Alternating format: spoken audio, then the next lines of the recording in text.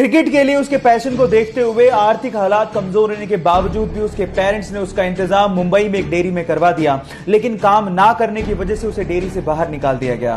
फिर उसके बाद उसे आजाद मैदान में 3 साल एक टेंट में गुजारने पड़े और सर्वाइवल के लिए गोलगप्पे तक बेचने पड़े, लेकिन उसके बावजूद भी क्रिकेट के लिए उसका पैशन कम नहीं हुआ।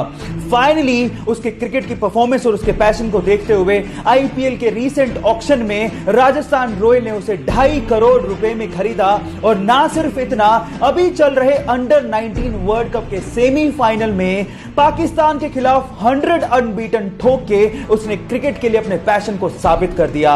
Yes guys, I am talking about the sensational cricketer Yashasvi Jaiswal. Guys, यहां सीखने लायक बात यह है कि अगर आप में पैशन है तो अपनी जिंदगी में आप कुछ भी अचीव कर सकते हो।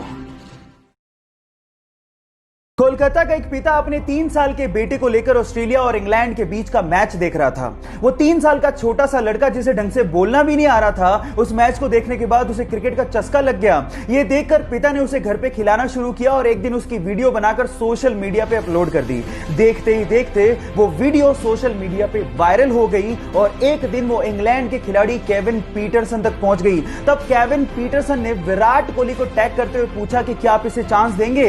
विराट कोहली ने वीडियो देखने के बाद यह पूछा कि यह छोटा सा सेंसेशन कहां से बिलोंग करता है। गाइस, उस बच्चे का नाम है शेख शाहिद, जिसकी वीडियो आप ऊपर देख रहे हैं। उस छोटे से उस्ताद के लिए 1 लाइक तो बनता है। आप वीडियो देख के क्या सोच रहे हो, चैट सेक्शन में जरूर लिख के बताइएगा। ये कहानी एक दिल्ली के छोटे से लड़के की है जिसको आज फ्यूचर का विराट कोहली भी कहा जा रहा है। गाइस, जब वो 1.5 साल का था तो सुबह उठते अपने पापा को बोलता था कि मुझे टीवी पर क्रिकेट मैच देखना है। जब शाम को पापा घर वापस आते थे तो वो बैट और बॉल लेके तैयार रहता था। उसके इस क्रिकेट के पैशन को देखते हुए उसके पापा ने कपड़े का व्यापार छोड़ दिया और उसे क्रिकेट की ट्रेनिंग देनी शुरू कर दी। और आज वो लड़का छोटी सी उम्र में ऐसे शॉट खेलता है जैसे कोई प्रोफेशनल क्रिकेटर खेल रहा हो। दिल्ली के उस लड़के का नाम है शायन जमाल। और गाइस, दिल्ली के इस वंडर बॉय के लिए 1 लाइक तो बनता है। भरी मीडिया में जब उसने माना कि सैंड पेपर से बॉल टेम्परिंग का आइडिया उसका था तो इस बात से पूरी तरह से क्रिकेट ऑस्ट्रेलिया हिल गया और उस खिलाड़ी पर 1 साल का बैन लगा दिया गया।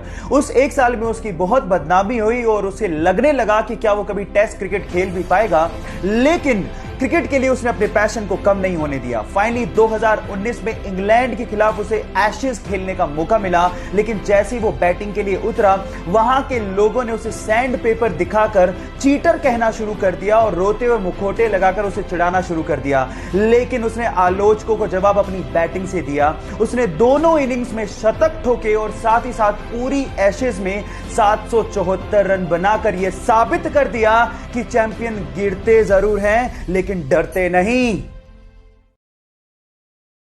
उसके पेरेंट्स को लगा कि वो मुंबई इंजीनियरिंग करने के लिए जा रहा है, लेकिन किसी को क्या पता था कि वो एक्टर बनना चाहता है। उसने अपनी क्लासेस को छोड़ के बहुत बार ऑडिशन दिए, लेकिन वो सफल नहीं हो पाया क्योंकि उसका बैकग्राउंड नॉन फिल्मी था, इसलिए सफर इतना आसान नहीं था। लेकिन उसने हिम्मत नहीं हारी, उसने ऑडिशन देना जारी रखा और फाइनली उसे अपना पहला ब्रेक प्यार का पंचनामा मूवी से मिला, जिसका 1 लाइनर उसे फेमस बना गया। लेकिन उसके बाद आई 2 फ्लॉप मूवीज की वजह से उसका करियर डगमगाने लगा। लेकिन उसके बाद प्यार का पंचनामा 2 एंड सोनू के टीटू की स्वीटी से उसने कमबैक किया और दुनिया की नजरों में छा गया।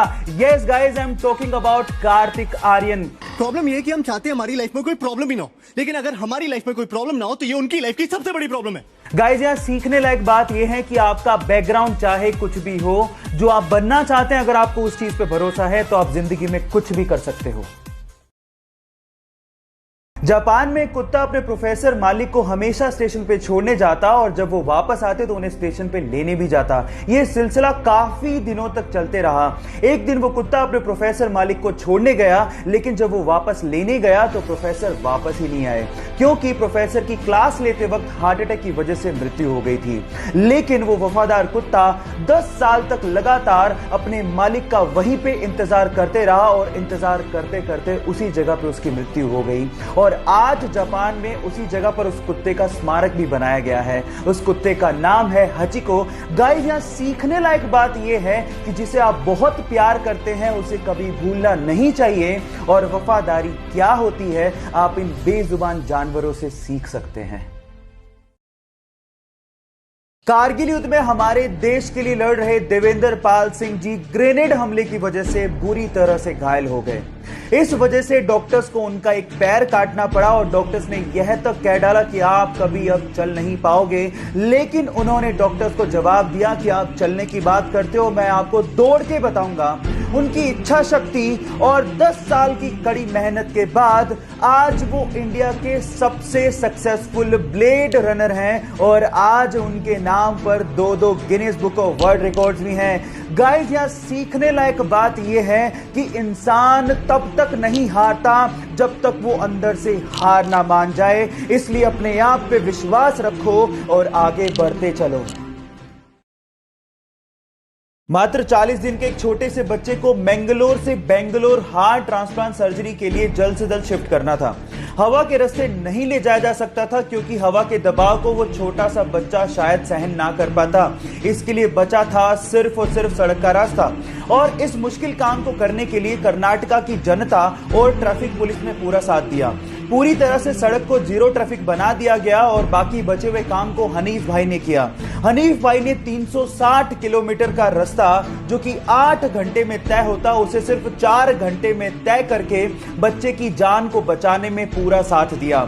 गाइस, वो कहते हैं ना कि बचाने वाला भी उतना ही बड़ा होता है जितना कि पैदा करने वाला। इसीलिए ट्रैफिक पुलिस, कर्नाटका की जनता, डॉक्टर्स और हनीफ भाई को मेरी तरफ से सलाम।